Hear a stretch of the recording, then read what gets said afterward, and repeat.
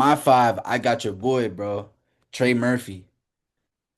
So I was looking.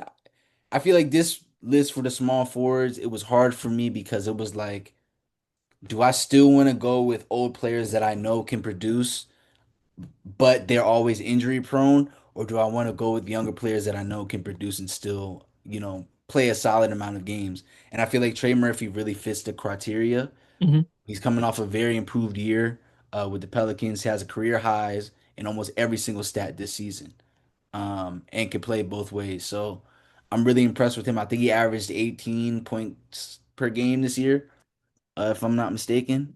That's right. I think it's higher. I think he was Oh, like oh, at it might have been 20 21. something. It might have been 21, actually. My fault, my fault. But yeah, I think Trey Murphy is a really underrated player right now in the league. You kind of put me on notice when you would talk about him a lot, so I was trying to make sure that I could understand how he played. Hmm. So yeah, I really want him to be in a situation where he can win and show people that he's one of the best forwards in the league. I just think right now the Pelicans are kind of in purgatory.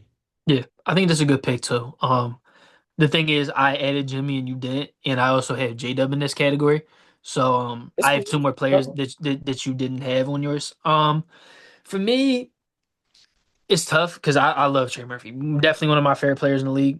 I think he needs to take a jump defensively because I still think his defense is subpar based on where it should be. I think he should be a really good defensive player, and I think like he's kind of hovering around average, maybe a little bit worse than average. I think like his highlight plays and athleticism definitely pop, but consistently he's not really that great defensively, and that's hard on a bad team. So like I don't know, like even random player Nick Claxton.